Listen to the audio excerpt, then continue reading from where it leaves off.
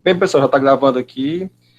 A gente hoje vai para a nossa quinta aula sobre o assunto da primeira unidade, que é catálise e reatores catalíticos.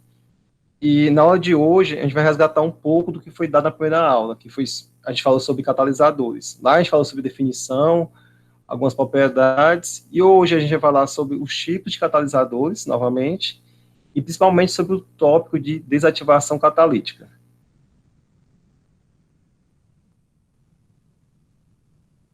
A gente tem praticamente 5 tipos de catalisadores. Nós temos os catalisadores porosos, as fendas moleculares, os monolíticos, os portados e os portados. Em relação aos catalisadores porosos, eles possuem uma elevada superficial que é devido a esses poros desses adsolventes. Eles têm uma alta porosidade interna que vai conceder uma alta área superficial. Como, por exemplo, a gente pode citar a platina sobre alumina forma do NAFTA. Outro de catalisador também que é bastante utilizado são as maneiras moleculares, tá certo? Já está dizendo, né? Peneira molecular é um catalisador que vai ter tamanhos de poros de dimensões moleculares, certo? Diferentemente de outros catalisadores que têm uma unidade de tamanho de poros, as peneiras moleculares se caracterizam por ter um único tamanho de poro. Daí, eles podem se tornar catalisadores seletivos para o produto. Em relação aos monolíticos, eles são catalisadores bastante ativos, tá certo? Eles são catalisadores que são com riscos, e devido a essa conformação, praticamente eles não têm poros. Por não ter poros, eles têm uma baixa área superficial, tá certo? Mas eles têm o quê? Uma alta massa e um pequeno volume que vai levar o quê? Sua densidade. Aí um exemplo prático seria os catalíticos dos escapamentos automóveis para oxidar os poluentes devido à queima de combustível. Então, para evitar que os poluentes da queima do combustível sejam liberados diretamente no meio ambiente, eles podem passar por um catalisador e aí esses poluentes são oxidados, tá certo? E de forma que vão minimizar os impactos ao meio ambiente. Já os suportados, como eu já disse, um exemplo seria o quê? Seria a platina sobre a alumina, tá certo? No caso, a fase ativa seria o quê? Seria a alumina. Quer dizer, desculpa, seria a platina, a fase ativa. Então, o catalisador seria o quê? Seria esse metal sobre esse suporte que é a alumínio. Esse aqui é um exemplo de catalisador também suportado. E o não suportado seria o quê? Seria apenas uma fase ativa. Seria, por exemplo, apenas um metal.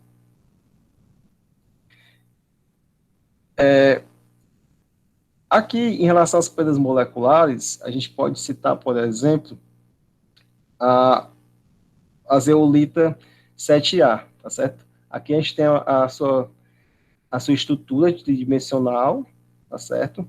Vocês podem ver, tem aqui um anel interno, que é rodeado por 12 átomos de oxigênio, e esse anel, ele tem um diâmetro de cerca de 7,4 angstrom, tá certo? Por isso que ela pode ser chamada de zeolita 7A. E a sua aplicação seria, por exemplo, na produção do parachileno, tá certo? A gente tem uma reação que ocorre, que é o tolueno,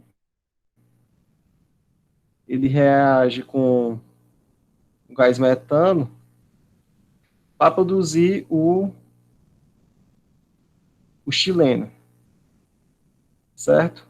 Acontece que durante essa reação é produzido dois isômeros, certo? O metachileno e o parachileno.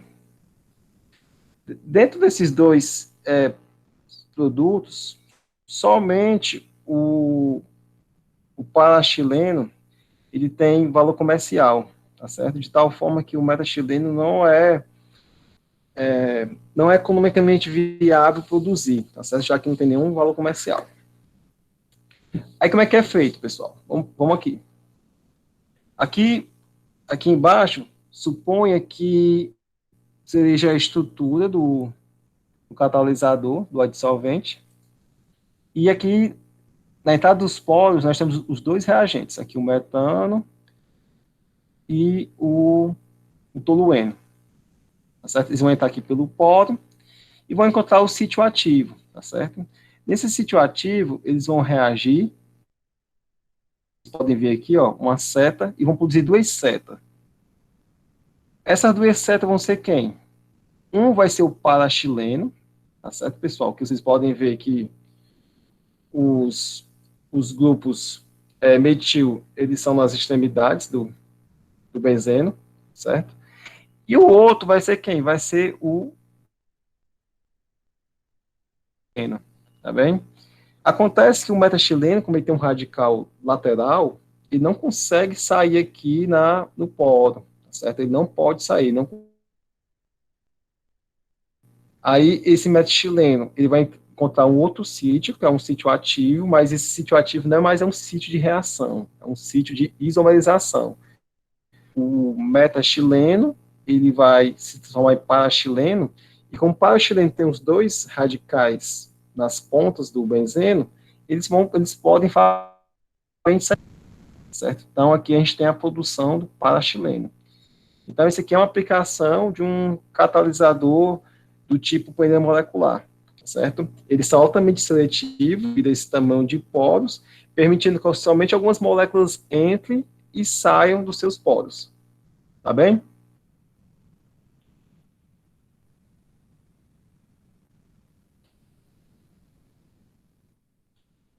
Acontece, pessoal, que esses catalisadores, à medida que o tempo vai passando, a sua vida útil vai diminuindo, tá certo?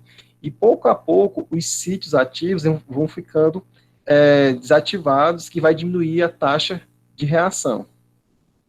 Aí, nesse contexto, a taxa de decaimento catalítico através de um parâmetro A, que a gente vai chamar de atividade do catalisador. Aí, para estudar esse parâmetro, nós temos dois tipos de abordagem. A primeira abordagem seria a cinética separável, na qual a lei de velocidade do catalisador virgem, ou seja, supondo que ele não tenha desativação, ela pode ser separada dessa função de atividade, tá certo? Um é o produto, quer dizer, a velocidade global seria o produto da atividade pela lei de velocidade do catalisador virgem, do tipo T igual a zero. Já a cinética não separável seria o quê? Seria uma lei de velocidade que englobasse uma função complexa que envolve tanto a atividade como também a lei de velocidade, tá certo? Então, aqui na, na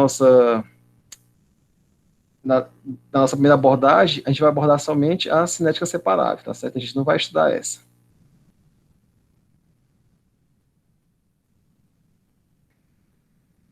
Aí, como eu já falei para vocês, na cinética separável, a velocidade de reação em função do tempo é uma função da atividade, que pode ser separada da lei de velocidade para o catalisador de origem, certo?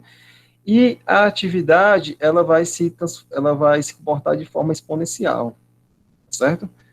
Aqui, como ela pode ser separada, pessoal, a gente vê o quê? Que a atividade é uma razão, né? É uma razão entre a lei de velocidade, num tempo qualquer, dividido pela lei de velocidade do catalisador virgem, ou seja, do tempo t igual a zero, certo? No tempo t igual a zero, a lei de velocidade vai ser máxima, então a atividade é igual a 1, certo? À medida que o tempo vai aumentando, essa a atividade do catalisador vai diminuindo, ok? Aí, em relação aos tipos de desativação, nós temos três tipos. A gente tem a desativação por sintetização ou envelhecimento, a desativação por bloqueio ou formação de coque e a desativação por envenenamento. Na desativação por envelhecimento, ocorre devido ao quê? À exposição do catalisador a altas temperaturas, tá certo? Que vai degradar a estrutura e vai causar mudança gradual com o fechamento dos poros, tá certo? E colapso da estrutura interna do catalisador. Já na desativação, formação de coque, vai ocorrer depósito de carbono na superfície do catalisador, bloqueando os poros, impossibilitando a entrada dos reagentes na superfície. Já o envenenamento consiste na adsorção de veneno, um veneno, a adsorção desses venenos na superfície, tá certo? Eles vão ser dissolvidos de forma irreversível e vão bloquear os sítios ativos, tá certo? Quem trabalha com petróleo sabe que um dos principais vilões da indústria do petróleo é o enxofre, tá certo? Então, o enxofre, a remoção de enxofre das correntes gasosas, eles é altamente onerosa, bastante cara, tá certo? Contudo, o enxofre, ele causa a desativação dos catalisadores.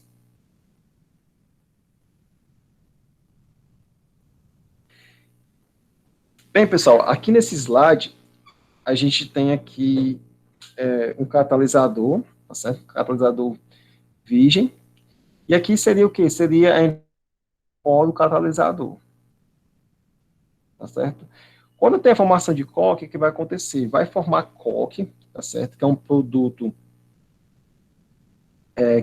uma incrustação, que é ficar o quê? Que é ficar dissolvida bem na entrada do polo, pessoal. E isso vai o quê? Causar o bloqueio do polo. Como causa o bloqueio do polo, logicamente o reagente não vai poder entrar, não vai poder reagir no sítio ativo do catalisador. Tá certo? Aqui a gente tem uma figura de baixa qualidade, mas dá para vocês verem mais ou menos que aqui na esquerda a gente tem um catalisador virgem, e aqui à direita a gente tem um catalisador que foi utilizado. Você vê que a superfície dele é bem mais escura do que a do catalisador virgem, que é indicando a formação do coque.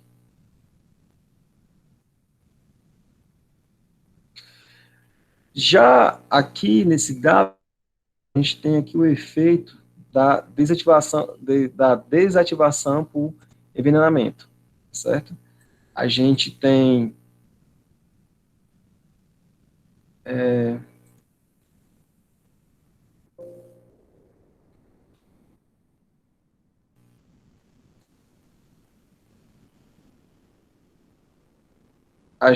por exemplo, ó, uma reação desse tipo aqui, pessoal,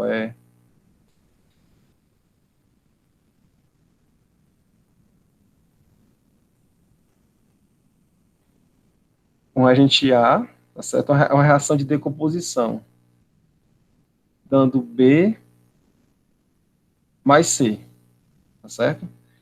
Então, quando a gente somar aqui essas três etapas aqui, vai dar exatamente igual a essa reação aqui em cima, tá certo? O A dando B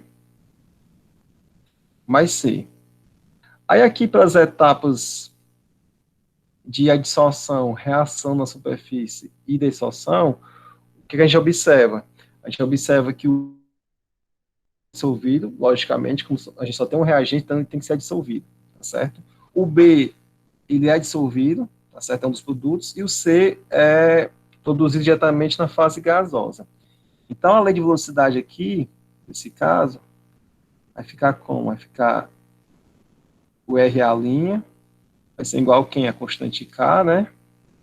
Multiplicado pela concentração ou pressão dos reagentes, dividido pelo somatório dos T,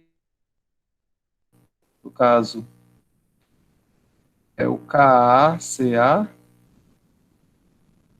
mais o KB, CB, certo? É exatamente o que está aqui. Só que na alimentação, pessoal, a gente tem o quê? A gente tem um veneno, certo? No caso aqui, o veneno é uma substância P. Aí, como é que ocorre esse efeito do veneno, pessoal? Ó, olha, tem um reagente A dissolvido, tá certo? O veneno P A dissolvido e o produto B a dissolvido, tá certo? À medida que o tempo vai aumentando, ó, T2 maior do que T1 e T3 maior do que T2, a gente observa que a superfície do catalisador vai estar tudo o quê? Toda preenchida, tá certo? De veneno, não tendo mais sítio ativos para dissolver o A e, consequentemente, produzir o B. Então, na lei de novo, que é essa lei que nós temos aqui, a gente tem que dar em consideração a atividade do catalisador, tá certo? O A de T. Aqui é a lei de velocidade global.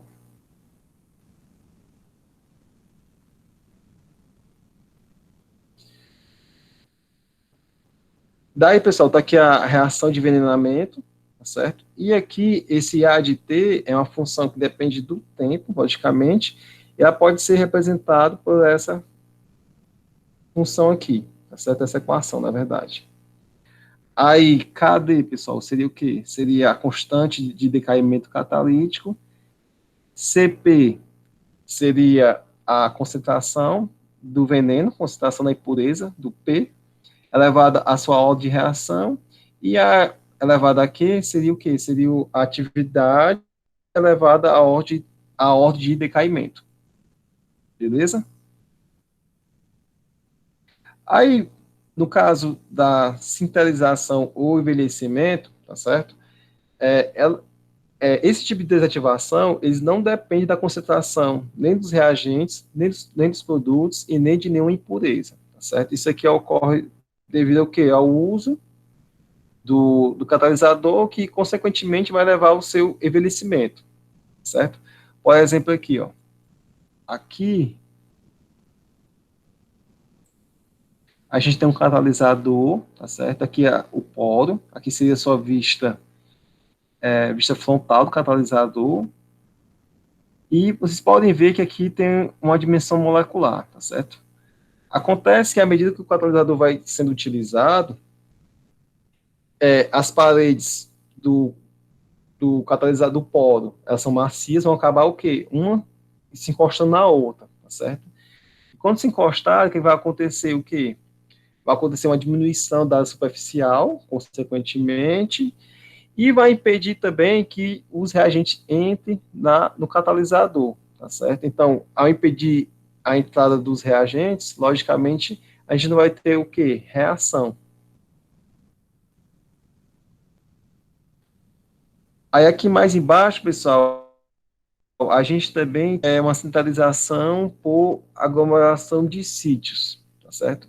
Vamos supor que a gente tem um metal suportado na superfície de um adsolvente, tá certo? Então, em geral, ele está dessa maneira aqui, ó. Pequenas gotículas ao longo do catalisador, certo? Só que à medida que que o catalisador vai utilizando, então, com o tempo, essas partículas vão se aglomerar e vão formar somente um sítio, ou seja, vão diminuir o quê? A quantidade de sítios e, consequentemente, a taxa de reação global.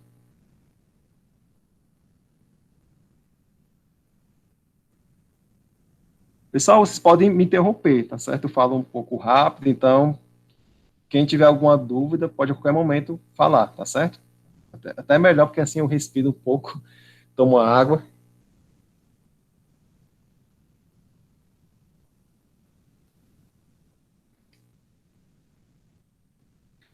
Aí vamos lá. Ainda falando sobre a desativação por envelhecimento, como a gente já falou para vocês, ela não depende da concentração dos reagentes e dos produtos, e também do veneno caso venha a ter na corrente de alimentação. Então, a sua lei de velocidade, que é representada aqui por RD, tá certo? Onde RD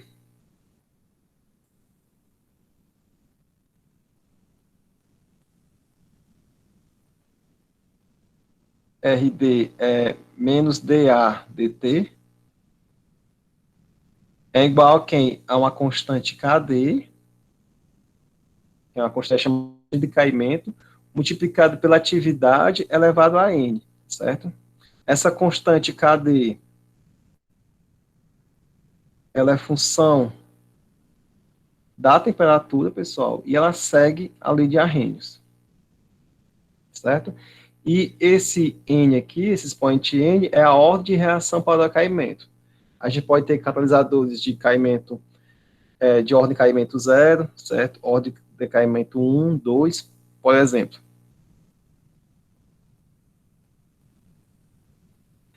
Aí, para exemplificar uma aplicação da lei de decaimento por envelhecimento, vamos considerar o seguinte exemplo modificado aqui do nosso livro-texto. Considere a reação de isomerização de ordem elementar em relação a A gerando B, e deduza uma equação para a conversão em função do tempo. Ou seja, quer saber uma função da conversão, x de A, em função do tempo. A reação está ocorrendo em um reator embatelado sob um catalisador que está decaindo por envelhecimento. Ou seja, se está caindo por envelhecimento, a gente vai utilizar o quê? Vai utilizar aquela lei de velocidade, certo? Por envelhecimento, é dA dt, igual a constante KD, multiplicado pela atividade elevado a N, certo? Aí aqui ele fala que o decaimento é de segunda ordem. Então, o N, pessoal, o N é igual a 2.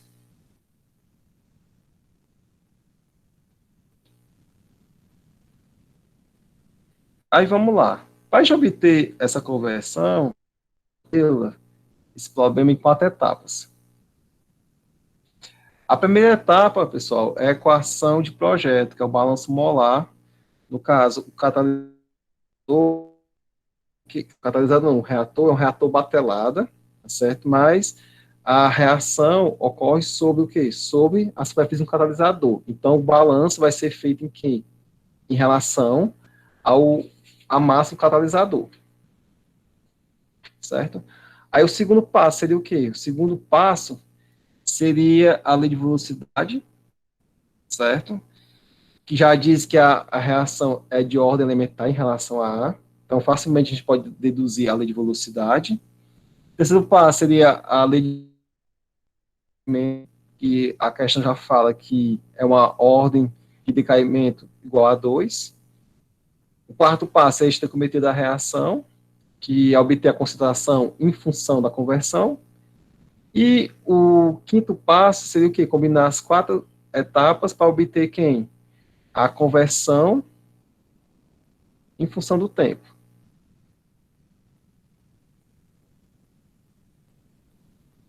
Então, pessoal, está aqui a equação do balanço molar, tá certo? É um reator do tipo batelada.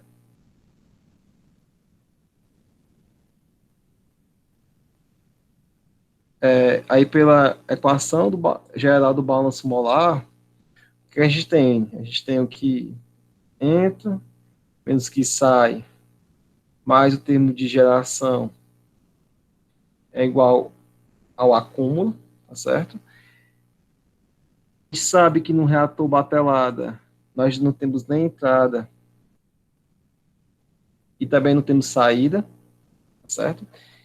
Então, o termo de reação, que é o termo de geração, vai ser igual a quem? Vai ser igual a lei de velocidade, RA', vezes quem? Vezes a massa do catalisador, tá certo? Igual ao acúmulo, dNA dt, tá certo? Lembrando, pessoal, é o seguinte, é um reator batelada? Mas esse reator batelada, ele possui um catalisador no seu interior e a reação ocorre sobre o catalisador. E a gente já sabe que RA', as unidades vão ser quem? Mol, né? Que é o balanço, mol por segundo, multiplicado pela massa de catalisador. Então, é gramas de catalisador. Tá certo? Aí nós sabemos também que Na é igual a quem? A Na é 1 menos x. Então, a derivada desse termo vai ser igual a quem? A N é menos, né? Dx. Tá certo? Aplica aqui a derivada do produto, vamos chegar nessa expressão aqui. Então, a gente substitui aqui nessa expressão. A R a linha, W, igual a menos Na0 dx dt.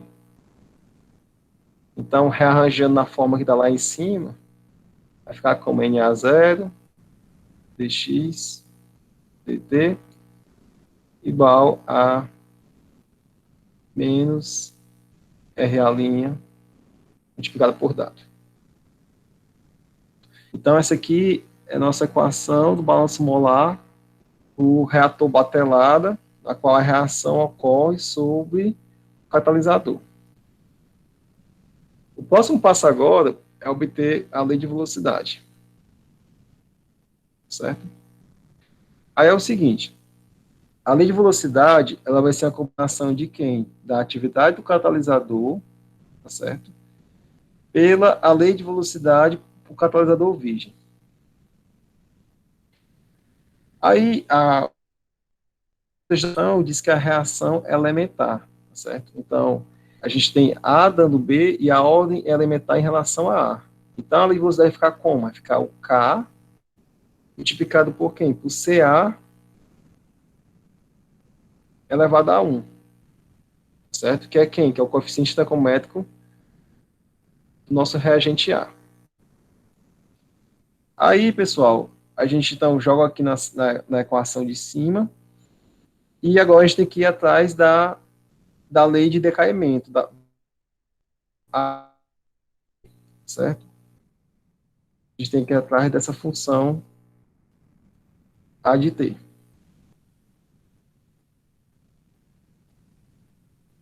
Aqui eu vou ter escrito, eu acho que eu não apaguei não, ficou assim, mas vamos lá, né? Então, é o seguinte, aqui a gente tem a lei de decaimento, tá certo? D de A, D de T, igual a constante KD, multiplicado por A elevado a N, certo? Então, para um decaimento de segunda ordem, ou seja, o N é igual a 2, vai ficar menos dA dt igual a KD A elevado ao quadrado, certo? Então, vocês separam as variáveis, da forma que eu coloquei aqui embaixo, ó, A elevado a menos d igual a menos KD d de t. E faz a integração. Aí, lembrando, pessoal, vocês lembram daquele gráfico que nós temos lá da atividade em relação ao tempo, né? Nós temos aqui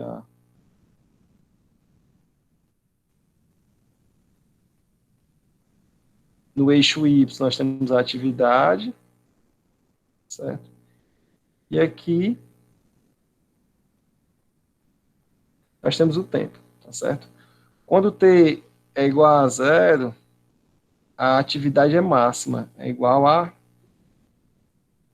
1, tá certo? E à medida que o tempo vai aumentando, essa atividade ela vai diminuindo. Então, aqui nos limites de integração, como é que a gente faz? Vamos lá. Quando o tempo t é igual a zero, tá certo? Nossa atividade vai ser máxima, vai ser igual a 1.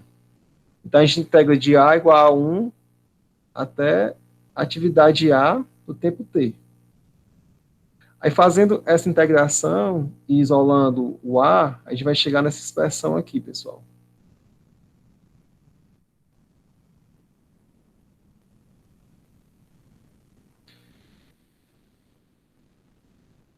Agora, basta a gente combinar com a lei de velocidade. Então, combinar.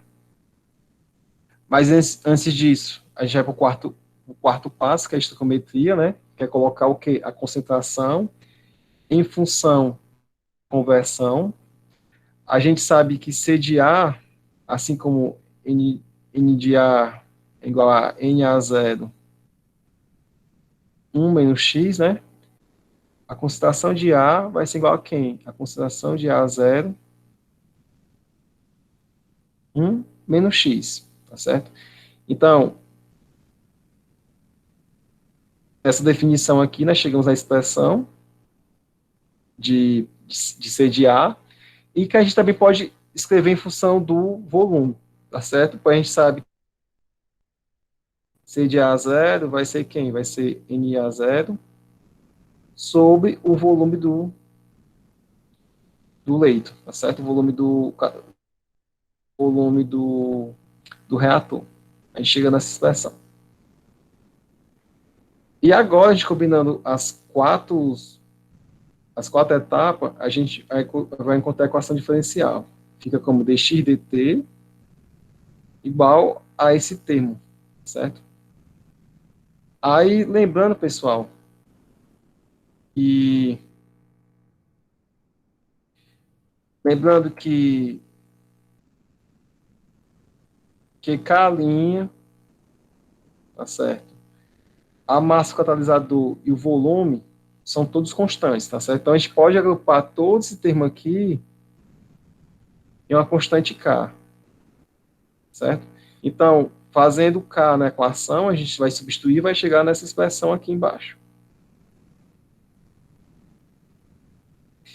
E agora o que a gente faz? A gente substitui a expressão da atividade e integra, pessoal. Aqui, a gente já separa as variáveis, aí para integrar, a gente vai chegar nessa expressão que tem ln dos dois lados, né? Como a gente quer a conversão, a gente tem que isolar quem? Isolar o x. Então, a gente vai ter que fazer o quê? Vai ter que aplicar o exponencial na equação em ambos os lados. Então, aplicando exponencial, a gente vai chegar nessa expressão aqui. X, tá certo? É igual a 1 menos esse termo aqui, que é 1 menos 1 sobre 1 mais k dt elevado a k sobre kd, tá certo, pessoal?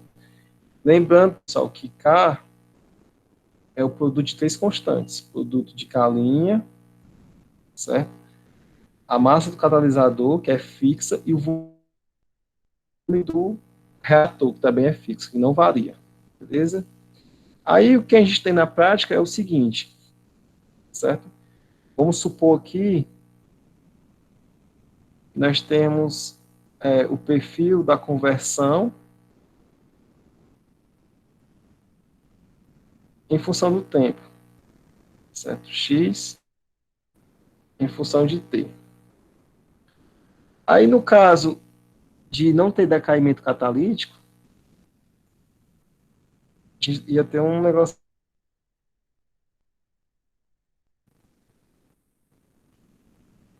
Aqui seria um perfil sem decaimento, ou seja, o, o catalisador ele ia manter, tá certo, a sua atividade durante todo o processo. Só que isso não acontece. Isso aí não acontece no mundo real. No mundo real, a gente tem desativação da superfície, tá certo? E, consequentemente, ó, a conversão ela vai diminuir com o tempo. Esse aqui seria com decaimento.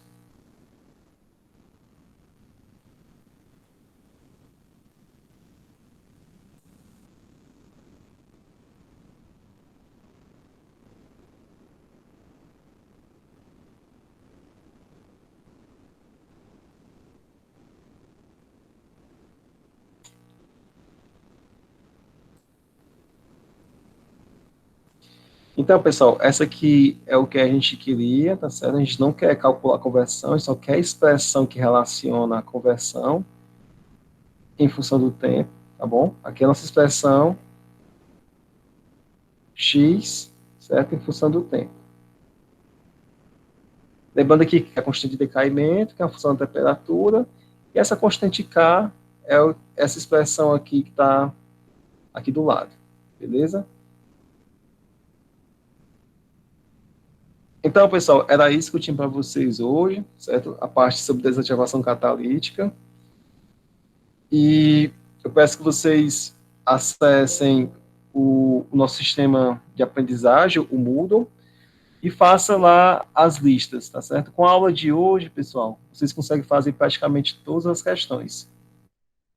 Aí na próxima semana a gente discute o que está faltando, e na semana seguinte, no dia 8, a gente faz uma aula de tira dúvidas, e dia 9 a gente faz a nossa avaliação.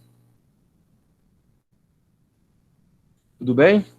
Eu vou parar aqui o vídeo para o vídeo não ficar muito grande, tá certo? Vocês não falaram nada. Como é que pode, hein?